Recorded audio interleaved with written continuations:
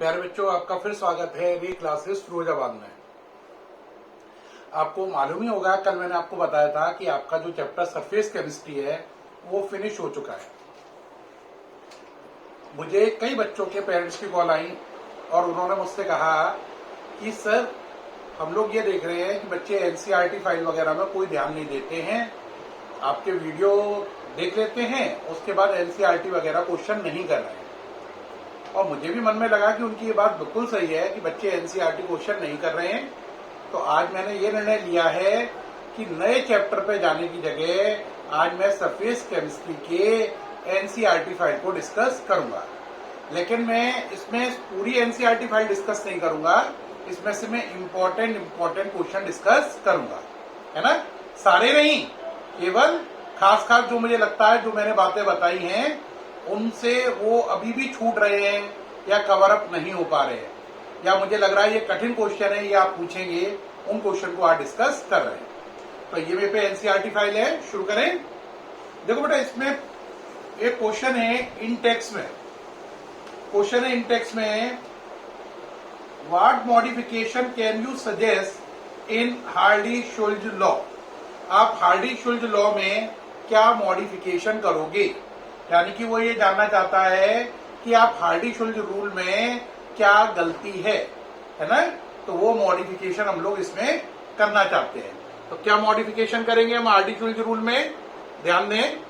इसमें बेटा ये कमी है कि हार्डी-शुल्ज रूल ये तो बताता है कोगुलेशन कैसे हो, तो उसके लिए उन्होंने कितने पॉइंट कहे थे, आंसर 3 पॉइंट कहे थे।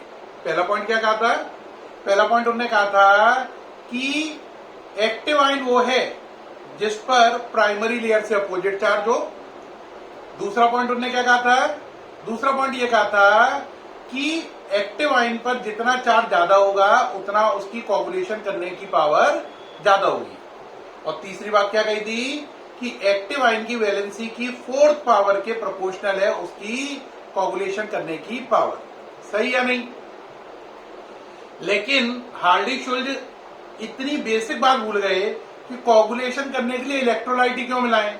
अगर आप एक प्लस वाला कोलाइडल सॉल्यूशन ले लें, यानी कि एक पॉजिटिवली चार्ज कोलाइडल सॉल्यूशन ले लें, उसमें नेगेटिवली चार्ज कोलाइडल सॉल्यूशन को मिक्स कर दें, तो भी तो कोगुलेशन हो जाएगा। लेकिन इस संभावना को, इस पॉसिबिलिटी को उन्होंने कंसीडर नहीं किया। तो क्या सबसे बड़ी कमी है उनकी, सबसे बड़ी कमी ये है कि उन्होंने इस बात को कंसीडर नहीं किया कि कोगुलेशन करने की एक तरकीब और भी है।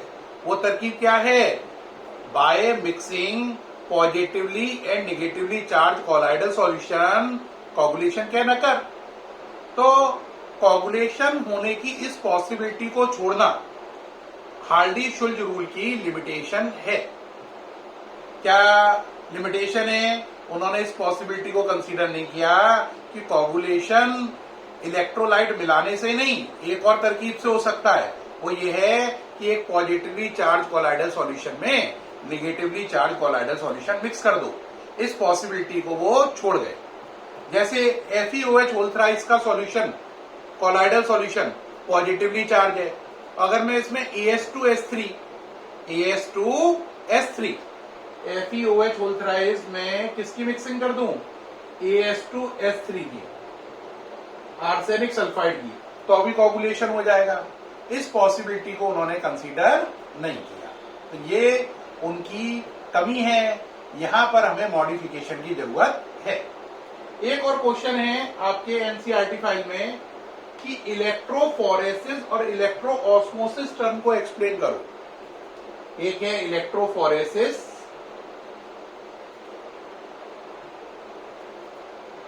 और एक है इलेक्ट्रोऑस्मोसिस। इन दोनों टर्म को एक्सप्लेन करिए। ये मैंने समझाए नहीं थे, इसलिए ध्यान से सुन लो। इलेक्ट्रोफोरेसिस क्या है प्यारे बच्चों, देखो कोलाइडल सॉल्यूशन 2 टाइप के थे, लायोफिलिक, लायोफोबिक। लायोफोबिक पर चार्ज होता है, लायोफिलिक पर कोई चार्ज नहीं होता। लायोफोबिक पर चार्ज क्यों होता है, उस पर 2 लेयर बनती है, एक प्राइमरी और एक सेकेंडरी। प्राइमरी लेयर का चार्ज ही कोलाइडल सॉल्यूशन का चार्ज कहलाता है। इतनी बात हमें ऑलरेडी मालूम है। इलेक्ट्रोफोरेसिस और इलेक्ट्रोऑस्मोसिस क्या है? आंसर ये दो टेक्निक है जिनकी सहायता से हम ये पता करते हैं कि लायोफोबिक कोलाइडल सॉल्यूशन पे कौन सा चार्ज है। ये दो टेक्निक है जिनसे हम ये पता करते हैं लायोफोबिक कोलाइडल सॉल्यूशन पे कौन सा चार्ज है। क्या करते हैं इसके लिए? इलेक्ट्रोफोरेसिस में पहले आप एक यू ट्यूब लेते हैं। यूट्यूब बोलते ही बच्चों के दिमाग में दूसरी यूट्यूब आती है, ये तो आएगी नहीं। उन्हें यूट्यूब का मतलब दूसरा समझ में आता है, ठीक। लेकिन ये वाली यूट्यूब है। इस यूट्यूब में आपने दो इलेक्ट्रोड लगा दिए, एक को बैटरी के प्लस से कनेक्ट किया, एक को माइनस से। अब इसके अंदर कोलाइडल सॉल्यूशन को भर दिया। किसको भर दिया? कोलाइडल सॉल्यूशन को। कोलाइडल सॉल्यूशन जब आप भर देंगे तो डीपी पार्टिकल जो है उस पर दो लेयर बनी हुई है, प्राइमरी और सेकेंडरी।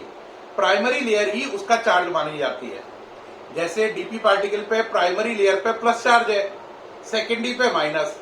तो प्राइमरी लेयर पे प्लस चार्ज है ना, तो मानेंगे डीपी पार्टिकल पॉजिटिवली चार्ज है। और एक बात याद रखना, डीपी पार्टिकल पे चार्ज प्राइमरी लेयर वाला चार्ज माना जाता है, वही कोलाइडल सॉल्यूशन का चार्ज माना जाता है। और जो डीपी पार्टिकल की प्राइमरी लेयर पे चार्ज होता है उससे अपोजिट चार्ज डीएम पर होता है, उससे अपोजिट चार्ज डीएम पार्टिकल पे होता है। बात को समझो जरा। जैसे FeOH होल थ्राइस का पार्टिकल है, उस पर प्राइमरी लेयर है Fe+3 की, सेकेंडरी लेयर है Cl- की, और पानी में पड़ा है।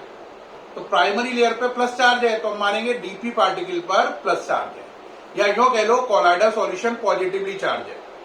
अब क्योंकि प्राइमरी लेयर पे प्लस चार्ज है तो हम ये मानेंगे सॉल्वेंट पे नेगेटिव चार्ज है। तो इलेक्ट्रोफोरेसिस जब आप करेंगे तो जो FeOH होल थ्राइस के पार्टिकल है वो आकर उन पे कौन सा चार्ज है? प्लस।